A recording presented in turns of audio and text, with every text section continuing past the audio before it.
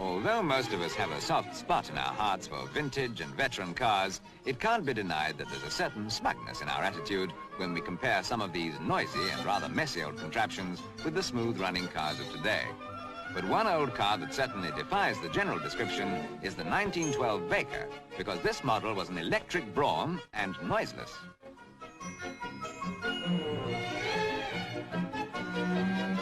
However, we're not so much concerned with the merits of the veteran car as with, on this occasion, its source of power, the sun.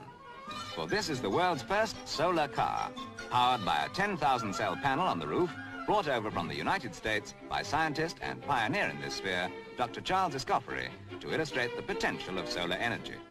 The silicon cells convert heat into electric power, which is then stored in the car's batteries, and with the present roof panel, it takes between 8 and 10 hours of sunlight to provide enough power for an hour's driving at 20 miles an hour.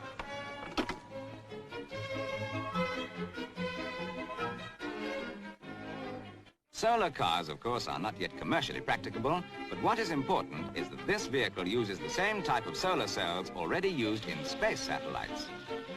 This model train set is another illustration of their adaptability.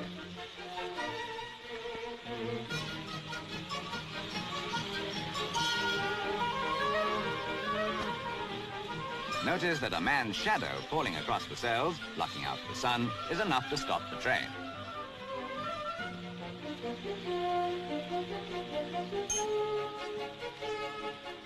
It's a significant point that every day as much energy falls on the Earth from the sun as has been used in the whole history of our civilization. And remember, eventually, the Earth's natural resources for power, coal, oil, and uranium for atomic energy will be exhausted. Meanwhile, the scientists gain useful knowledge from gadgets like this walkie-talkie. Unfortunately, in Britain, we have one big handicap: no sun.